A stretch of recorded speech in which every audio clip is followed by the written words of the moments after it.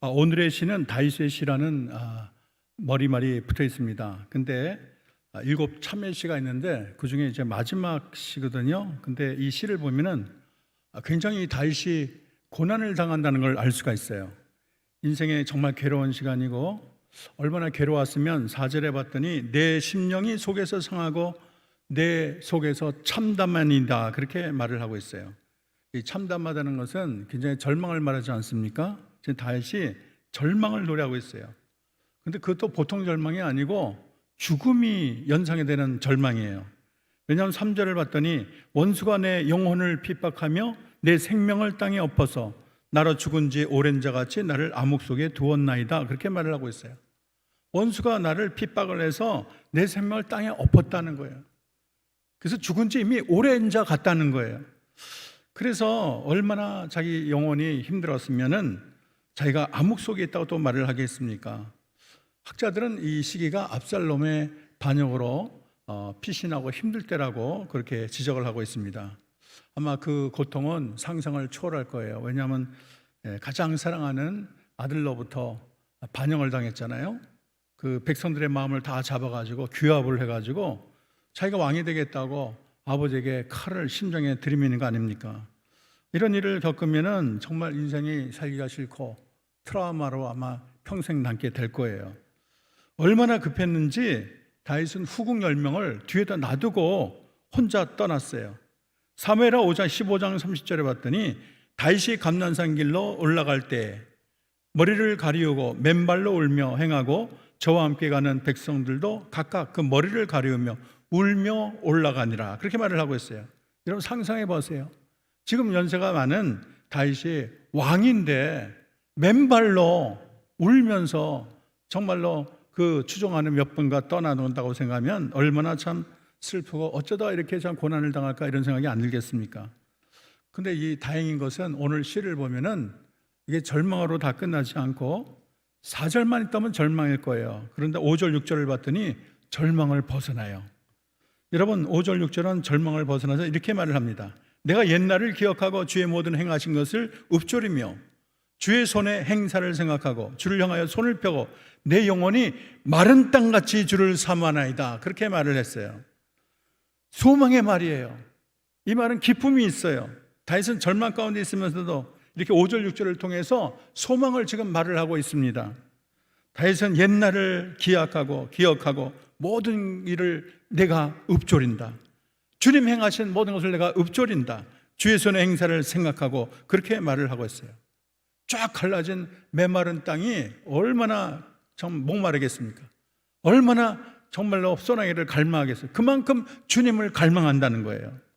그래서 이 시인은 정말로 하나님을 사모하고 절망을 이기고 위기를 이기는 그 비결을 말을 했어요.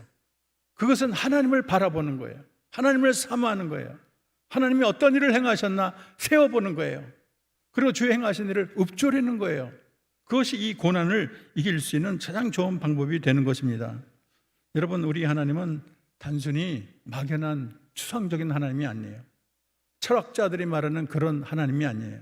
이 세상의 원리, 잘 모르는 이 힘이 애매한 것, 그런 하나님이 아니에요. 우리 하나님은 살아계시고 역사하신 하나님인 줄 여러분 믿지요? 우리 하나님은 살아계신 하나님이에요. 그리고 옛날에 진짜로 인류 역사에 들어오셔서 크고 놀라울 일을 행하신 그 하나님을 내가 추억한다는 것입니다. 우리가 절망의 현실을 벗어나 소망의 따기를 가기를 원한다면 옛날에 그 나를 위해서 그 놀라운 일을 행하신 하나님, 우리 민족을 위하여 하나님의 백성을 위해서 가만히 있지 않냐고 일어나셔서 행동하시고 강하고 편팔로 자기 백성을 구하신 하나님을 우리가 생각하고 읊조려야 될 줄로 믿습니다. 그러면 우리가 이렇게 마른 땅같이 사모하고 우리가 기억해야 될 하나님은 어떤 하나님일까요? 3가지만 생각해 보겠습니다. 첫째는 따라합시다. 불쌍히 여기시는 하나님. 네. 역사 속에 나타나신 하나님은요, 무감각한 하나님이 아니에요. 냉정한 하나님.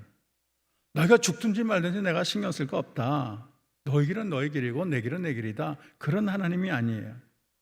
이 하나님의 마음 중에 가장 중요한 게 긍휼이라는 게 있어요. 불쌍히 여긴 그런 그 성격이 있어요. 우리 성도들 보면 좀 이렇게 어렵고 힘든 거 보면 눈물 흘리고 그런 사람 있잖아요. 드라마도 보면은 좀만 슬프면 눈물 줄줄 흘리는 성도들이 있지 않습니까? 마음의 긍휼이 넘치신 분이 우리 하나님이십니다. 시편 103편 13절 보면 아비가 자식을 불쌍히 여긴 같이 여호와께서 자기를 경외하는 자를 불쌍히 여기시나니.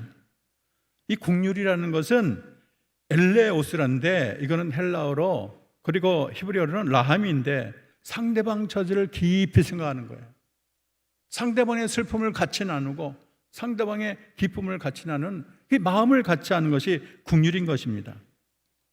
모세가 불붙는 가시떨기에 다가갔어요. 왕위를 다 버리고 도망쳤어요. 그래서 목동이 됐어요.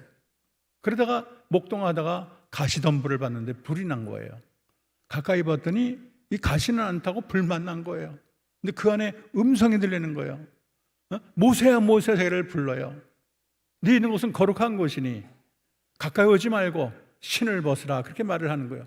그러고서 하나님이 유명한 말을 하세요. 내 백성의 부르짖음을 들었다. 내 백성의 학대받음을 보았다. 내 백성을 내가 인도하리라, 그런 말을 하는 거예요. 430년 동안 이스라엘 백성이 얼마나 고생을 했습니까? 하나님이 가만히 있은 게 아니에요. 그들의 아픔을 눈물을 흘리신 하나님이세요. 우리가 섬기는 하나님은 목석이 아니고 자기 백성의 고통을 본체만치 않은 하나님이 아니에요. 자신의 백성의 고통을 직접 눈으로 보고 불쌍히 여기시는 하나님이십니다. 여러분, 호세아 11장 8절에 보면 타락한 에브라임 이스라엘 향해서 이렇게 말씀하십니다. 내가 어찌 너를 놓겠느냐? 내가 어찌 너를 버리겠느냐? 내 마음이 내 속에 돌이켜 나의 긍휼이 불붙는 듯하다, 그렇게 말을 했어요. 말하지 않아도 긍휼이 불붙듯이 타오르는 분이 우리가 섬기는 창조주 하나님을 우리가 기억해야 될 것입니다. 두 번째는요, 따라합시다. 구원의 하나님. 네, 우리가 그 심한 환난에서 생각하실 하나님은 구원의 하나님이에요. 애국 군대가 얼마나 막강합니까? 이스라엘 백성이 떠나는 걸 견디지 못하고 금방 따라왔어요.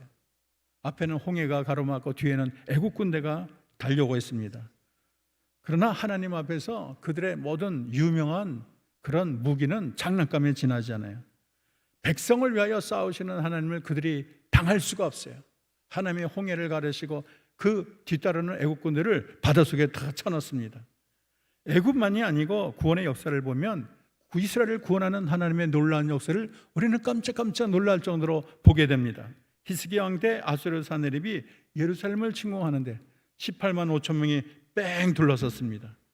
이때 히스기야가 이렇게 말을 해요. 여호와여, 귀를 기울여 들으시옵소서. 눈을 떠 보시옵소서. 사내립이 사저로 사시는 하나님을 회방한 모든 말을 들으시옵소서. 하나님이 들었어요. 하나님이 봤어요. 천사를 보내서 하룻밤에 18만 5천이 송장으로 바뀌셨습니다. 우리 하나님은 그렇게 강하신 힘으로 자신의 백성을 구원할 줄로 믿습니다. 그리고 이스라엘이 바벨론으로 포로로 끌려갔어요. 바벨론은 막강한 나라예요. 아수르를 이긴 나라가 바벨론이에요. 바벨론을 이길 자가 없어요. 그런데 하나님께서 너무 희한하게 하나님만의 방법으로 바벨론을 쳐부수고 그 이스라엘 백성을 70년 동안 밥에 포로를 마치고 고국으로 돌려가게 했어요. 이것을 시편 126편 1절은 이렇게 말을 합니다. 여호와께서 시온의 포로를 돌려보내실 때 우리는 뭐 하는 것 같도다? 꿈꾸는 것 같도다, 그렇게 말을 했어요. 사실 이 바벨론은 절대 망할 나라가 아니에요. 아무도 이 바벨론이 무너지리라고는 상상을 못했어요. 왜냐하면 제국을 건설한 지 80년밖에 안 됐어요. 무슨 500년, 1000년 돼서 부패가 쌓이고 늙은 고목 같고 넘어가는 그런 나라가 아니에요. 그런데 하나님이 구원의 손을 드니까 바벨론의 속국에 지나자는 메데아 바세라는 작은 나라에게 정 한 번 못하고 그렇게 힘없이 주저앉고 말았습니다. 이스라엘 백성이 무슨 장군이 나와서 이긴 거 아니에요. 우군이 뭐 어디서 와가지고 도와준 게 아니에요. 자기는 한 것이 아무것도 없는데 메데아 바세 고레스라는 왕이 그 바벨론을 다 멸절시켰어요. 얼마나 대단합니까? 그리고 고레스 왕은 이겼을 뿐 아니라 이스라엘 백성을 고국으로 보냅니다. 그리고 그냥 보내는 것이 아니라 너희 고국에 가서 성전을 지어라, 예루살렘을 지어라, 성을 건설하라, 그렇게 말한 분이 고레스예요. 얼마나 놀랐습니까? 그래서 우리가 생각하는, 우리가 기억하는 하나님은 이스라엘 백성을 애굽의 포갑 정치에서 건져주신 하나님, 아수르의 잔인한 정권에서 구원하신 하나님, 이스라엘 백성을 바벨론의 불문 같은 정권에서 건져주신 하나님이란 걸 잊어서는 안 되겠습니다. 그 하나님은 두려워 말라, 내가 너와 함께함이라. 놀라지 말라, 나는 내 하나님이 됨이라 말씀하십니다.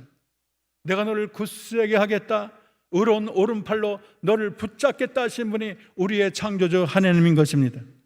그래서 우리가 물을 건널 때도 걱정할 거 없고, 불을 건널 때도 하나님이 우리와 함께 하십니다. 그래서 하나님이 우리의 진정한 구원자가 되는 거예요. 세 번째는 따라합시다. 치유와 회복의 하나님. 네. 극심한 환난과 절망에서 우리가 기억할 하나님은 치유하시는 하나님, 회복하시는 하나님이에요. 이제 이스라엘 백성이 애굽을 떠나 수르광야로 갔어요. 근데 사흘 길을 걸었는데 얼마나 태양은 그냥 불볕더위로 쨍쨍 쬐고, 목은 마르고, 물은 한 잔 없고, 정말 미치겠어요, 죽겠어요. 근데 앞에 샘이 보이는 거예요. 사람들이 야호 만세하면서 막 달려가가지고 정신없이 물을 마시는데 물이 너무 써요.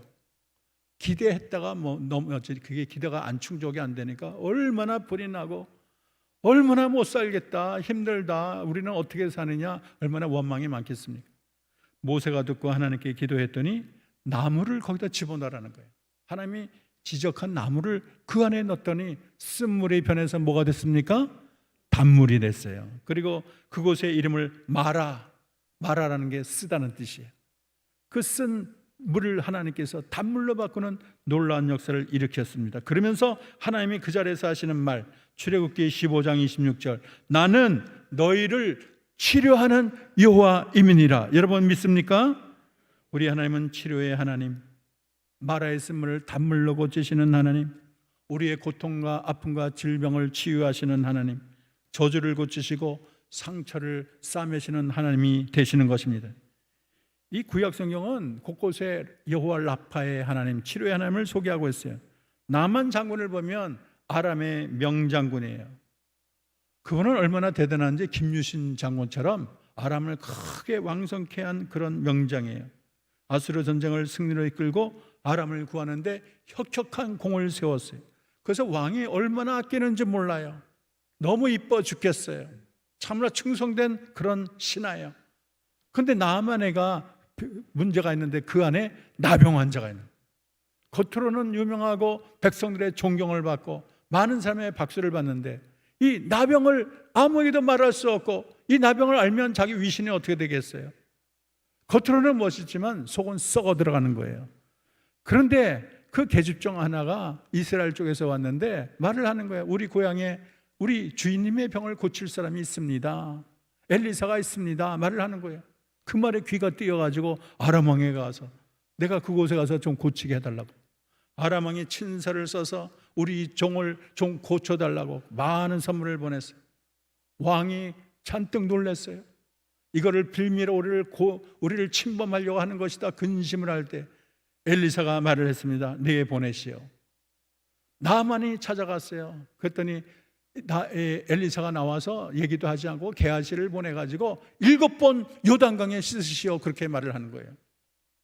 화가 나고 나를 무슨 취급을 하느냐, 내가 왔으면 와서 절을 하고 나를 위해서 기도를 해주고 그럴 판이지, 보이지는 않고 그렇게 요단강에 7번 절을 하라고. 우리 고향에 그런 강이 얼마나 좋으냐. 그럴 때 그를 따라온 신하가, 아니 나병이 낫는다면 더한 일을 시켜도 할 것이 아닙니까? 그 말에 가만히 생각해 보니까 그래요, 그게 뭐 대단한 일도 아니고, 나병이 낫는다면 뭘 못하겠습니까? 그래서 7번 순종할 때 나병이 싹 사라졌습니다. 우리 하나님은 치료의 하나님이에요. 여러분, 다 죽어가는 히스기야의 눈물의 기도를 가지고 우리 하나님께서 그 병을 싹 다 고쳐주셨어요. 여리고 성읍에 도산이 익지 못하고 떨어지게 될 물 근원도 그 안에 엘리사를 통해서 소금을 던졌더니 그 모든 물 근원을 고친 하나님이십니다. 더욱 놀라운 것은 우리 하나님은 인간의 질병만 고치는 것이 아니라 땅을 고치시는 하나님이세요. 역대기야 7장 14절 우리가 다 같이 큰 목소리로 읽어보겠습니다. 시작. 내 이름으로 일컫는 내 백성이 그 악한 길에서 떠나 스스로 겸비하고 기도하여 내 얼굴을 구하면 내가 하늘에서 듣고 그 죄를 사하고 그 땅을 고칠지라. 우리가 회개하고 겸비하고 기도하고 얼굴을 구하면 하나님이 들으시고 그 죄를 사하고 그 땅을 송두리째 고쳐주실 줄로 믿습니다.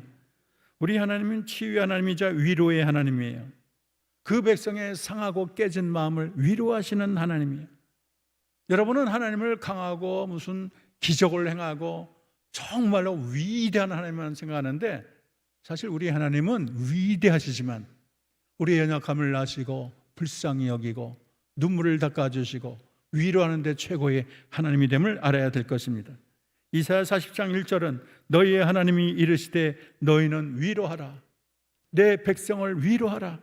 위로를 원하시고 위로를 백성들에게 해달라고 요청하는 분이 우리 하나님이세요. 여러분, 참된 위로와 소망은 하나님으로부터 시작합니다. 사람으로부터는 충분한 위로를 받을 수가 없어요. 삶의 첫 단추는 하나님이 꿰야 되는 거예요. 하나님이 우리에게 다가올 때 모든 것이 다 해결이 되는 것입니다. 우리 하나님은 망가지고 깨어진 백성에게 찾아오시는 하나님인 줄로 믿습니다. 애굽의 학대 가운데 있을 때 찾아오지 않았으면 그들은 계속해서 노예로 살다가 죽었을 것입니다. 우리 하나님께서 광야에 묻혀 사는 모세를 찾아오지 않았으면 이름도 없이 광야에서 고생하다가 사라졌을 거예요. 바벨론에 사로잡힌 이스라엘에게 하나님이 찾아오지 않으면 그들은 뿔뿔이 노예 생활을 하다가 인생을 종쳤을 것입니다. 그러나 우리 하나님은 찾아오시는 하나님, 회복시키시는 하나님, 위로의 하나님이 되십니다. 이번 주가 6.25 70주년이에요. 가만 생각해 보니까 그때 전쟁에 참여하신 분은 적어도 한 20살 되면 90이에요. 정말 이제는 우리의 기억에서 아득히 지워지고, 지금 계시면 그때 한 12살, 15살 그런 분이 지금 한 80 중반으로 계실 거예요. 우리가 6.25를 절대 잊어서는 안 돼요. 이념으로 하는, 생각으로 하는 것과 체험한 것과는 하늘과 땅 차이예요. 6.25 전쟁은 북한 인민군이 1950년 주일 개성에서 포문을 열고 소련제 탱크를 타고 밀어 닥쳤습니다. 그래서 미국이 주축이 돼서 국제연합 안전보회 이사를 열어서 건의를 해서 16개국을 보내서 정말로 그 연합군이 승리를 이끌지 않았습니까? 그런데 미국을 주축으로 안전보장 이상의 결의 82호를 의결했는데 한국을 원조해 주기로 결정했어요. 7월 7일 날 더글라스 메가더 원스를 총사령관으로 유엔군이 조직됐습니다. 그리고 일본 도쿄에 본부를 뒀어요. 그리고 인민군은 무방비 상태였던 중부지방과 호남 지방을 삽시간에 휩쓸고 말았어요. 그래서 그날 보면 남으로 내려가는 것밖에 없어요. 그래서 다 먹히고, 여러분 지도해 보는 것처럼 남쪽에 낙동강 이후 조금만 남았습니다. 거기가 이제 배수진이에요. 저기까지 진격하면 이제는 바닷속에 들어갈 수밖에 없어요. 절대 절명의 위기입니다. 전 국토가 공산당의 수중으로 들어갔어요. 그때 경상남도 지사 초량교회 양성봉 장로께서 피난민 중에 250명의 교육자를 초량교회에 머물게 했어요. 그리고 교육자 중심으로 하나님께 부르짖었습니다. 이 모임이 한상동 목사를 중심으로 8월 말 9월 중순까지 2주간 구국 집회를 했어요. 선거와 기도로 이루어진 1주간의 집회 후에 그들의 마음에 회개운동이 일어났어요. 한상동 목사는 일단 우리나라가 신사참배한 것을 하나님께 회개했습니다. 교회 교권을 놔두고 막 옥신각신 싸운 것을 회개했어요. 사실 그 6.25 직전에 성찬상을 막 발로 얽고 군합발로 그냥 구두를 신고 올라가가지고 소리 지르고 그랬거든요. 그렇게 한 사람 다 하나님의 저주를 받았어요. 그런 일이 여러 번, 성찬상을 뒤엎는 일이 여러 번 있었어요. 그래서 회개를 하고 간절한 마음으로 부르짖었습니다. 우리가 우상을 섬겼습니다. 범죄했습니다. 성도들 간에 간음죄가 있습니다. 양떼를 버리고 도망 나왔습니다. 우리 민족을 구원해 주세요. 그랬어요. 이 회개운동이 그 부산의 전 지역에 제주도까지 흘러갔습니다. 이때 기적이 일어났는데 메가더 인천 상륙 작전이 감행됐어요. 최후 전선이라는 낙동강 전공에 아군의 그런 비행기가 가득 채웠어요. 그리고 인천전적 7일간의 밤낮 회개가 있은 후 3일 만에 이루어진 일이에요. 그리고 공산당을 밀고 올려갔습니다. 전세는 그래서 바뀌었어요. 9월 28일에 서울이 수복됩니다. 특별히 이 전쟁사를 연구했더니 정말로 하나님이 역사하셨다, 하나님의 기적이었다, 이런 대목이 여러 군데가 있어요.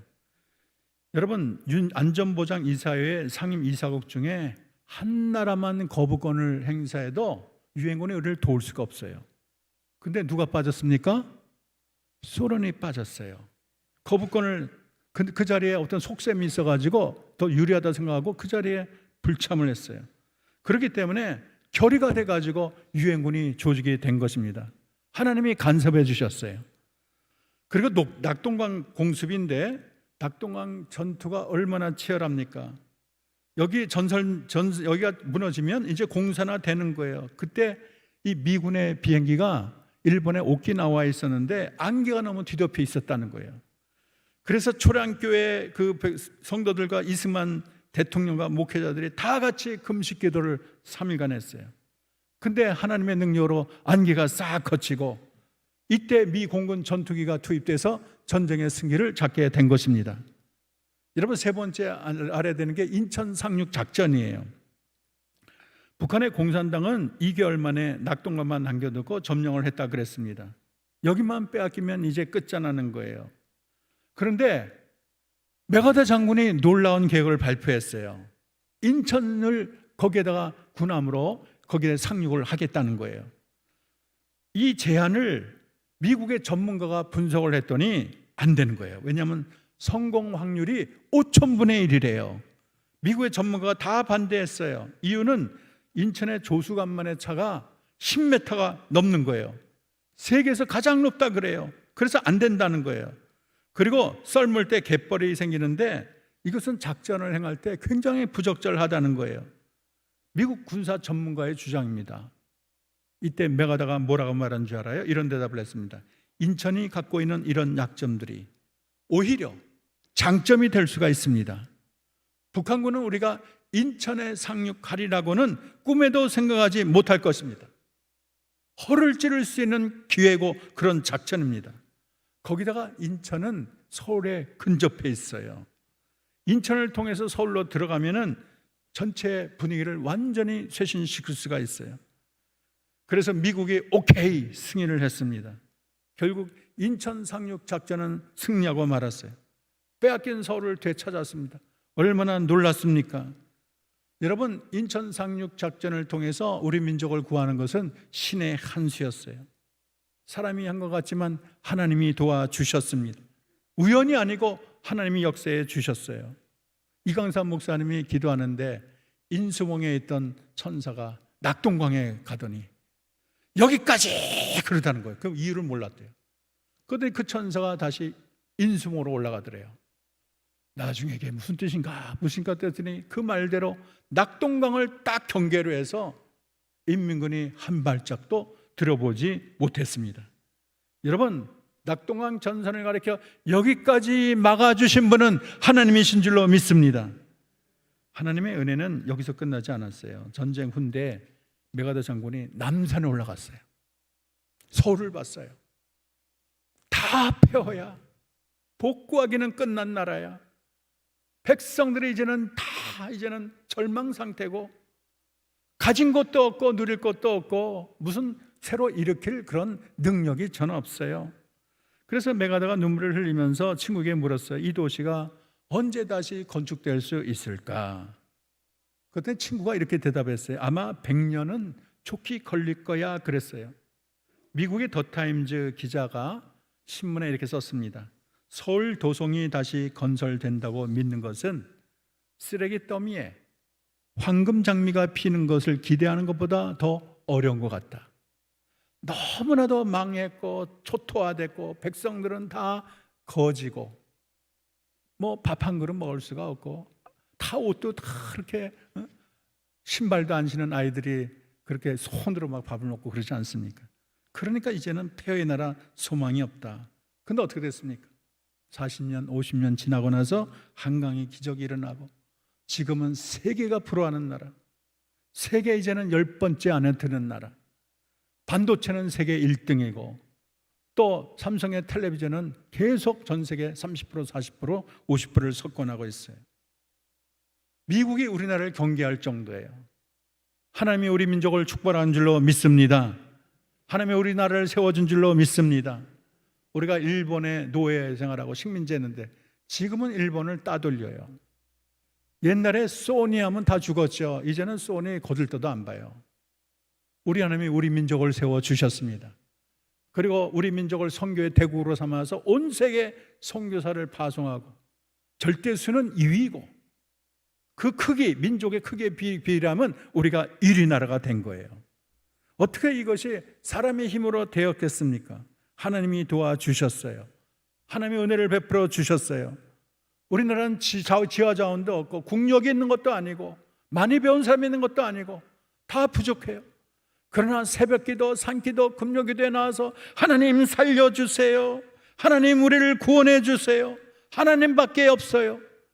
산에 가서 부르짖고 하나님께 모든 것을 토하고 하나님 구원해 주세요 눈물로 토설할 때 하나님이 두 손을 들고 우리 민족을 들어쓰시고 오늘의 우리가 있게 된 것입니다. 요즘에 코로나로 삶이 만만치 않아요. 삶의 반경이 축소되고 이게 자꾸 우울증으로 번지는 것 같아요. 그래서 뉴스를 봤더니 막 그걸 참고 못 나와서 막 유리창을 깨트리고 차에를 막 발로 밟고 그런 걸 너무 스트레스가 쌓여가지고 폭발한 거예요. 헐리우드에 수억 달러의 그런 부자가 우울증에 걸려가지고 너무 힘든 거예요. 그래서 투신했어요. 그렇게 잘생겼는데 코로나가 그렇게 사람의 마음을 어둡게 만들어요. 여러분 마스크 쓰고 수업하다가 이렇게 쓰러진 그런 선생님도 계셔요. 직장을 구하지 못해 발을 구르는 사람도 있고 청년들 아르바이트 구하기가 그렇게 어렵다고 합니다. 그래서 앞으로 어떻게 살까 걱정이 많아요. 여러분 힘들고 어려울 때 큰 그런 장애물이 여러분 앞에 있을 때 낙심하지 말고 우리는 다윗처럼 하나님을 바라봐야 될 줄로 믿습니다. 아무리 고난이 많아도 낙심하지 말고 옛날에 우리 하나님이 어떻게 우리를 도우셨나, 어떻게 하나님께서 자기 백성을 애굽에서 건지셨나, 자기 백성을 어떻게 해서 아수르 군대에서 건져내셨나, 자기 백성을 어떻게 해서 바벨론으로부터 건져내나를 생각하시고 우리 민족을 일제에서 건져주신 하나님, 우리 민족을 전쟁 유교부터 구해내신 하나님을 우리가 바라봐야 될 줄로 믿습니다. 그래서 오늘 말씀처럼 옛날을 기억하고 주의 모든 행하신 그런 행사를 읊조리며 주님의 일을 기억하고 생각하는 저와 여러분 되기를 바랍니다. 마른 땅같이 주님을 사모하는 우리 모두가 되어서 하나님 주신 은혜와 복을 누리고 자자손손 주님의 영광이 되고 찬송이 되는 저와 여러분 되기를 주의 이름으로 축원합니다. 이 시간에 제가 기도할 텐데 여러분 잘 모르지요? 우리나라 전쟁에 미국 군대가 많이 참여를 해서 이것이 계기가 되어 미국이 국가 기도의 날을 제정을 했어요. 우리나라 유교의 참전 군사들 또 그들을 위해서 기도를 해야 하고 우리나라를 위해서 기도해야 되니까 국가 기도의 날을 만들자. 그리고 그때 기도문을 이제 작성을 한 걸 제가 마지막 기도를 하겠습니다. 다 같이 기도하겠습니다. 하늘에 계신 아버지, 우리는 모든 이름보다 높으신 이름이며 우리의 구원자여 주인 되시는 예수 그리스도를 힘입어 당신께 나아옵니다. 우리 마음으로 아버지께 울부짖습니다. 아버지께서는 기도에 응답하시는 신실하신 하나님이시며 이처럼 힘들 때 우리가 신뢰할 수 있는 유일한 분임을 압니다. 아버지, 우리 영을 새롭게 해주시고 교회들을 회복시키시며 이 나라를 치료하여 주시옵소서. 우리 죄를 회개합니다. 아버지의 은혜와 능력으로 우리를 구원하시길 기도합니다. 하나님, 우리의 울부짖는 소리를 들으시고 당신의 영을 우리에게 부어주셔서 우리로 하여금 말씀에 순종하며 나갈 수 있도록 하옵소서. 아버지의 자비를 간절히 기다립니다. 우리는 깨지고 나아진 모습으로 아버지 앞에 나왔습니다. 우리를 용서하시고 아버지의 위대한 사랑의 힘으로 우리를 일으켜 아버지의 의 안에 살게 하옵소서. 사랑하는 우리나라를 위해 기도합니다. 우리나라가 회개하고 아버지께 돌아가도록, 그래서 많은 나라들이 빛이 될 수 있도록 기도합니다. 아버지께서 우리 지도자들에게 지혜와 신실함을 주시기를, 그래서 우리 지도자들이 아버지께 순종하기를 기도합니다. 우리를 지키고 보호하옵소서. 아버지만이 우리의 피난처시며 유일한 소망이 되십니다. 아버지를 두려워하는 것 외에 모든 두려움으로부터 우리를 벗어나게 하옵시고 우리가 진리 안에 담대히 서며 자유케 되게 하옵소서. 아버지께서 행하실 일들을 기대하는 믿음과 감사하는 마음으로 기도합니다. 우리 구주 예수 이름으로 기도합니다. 아멘.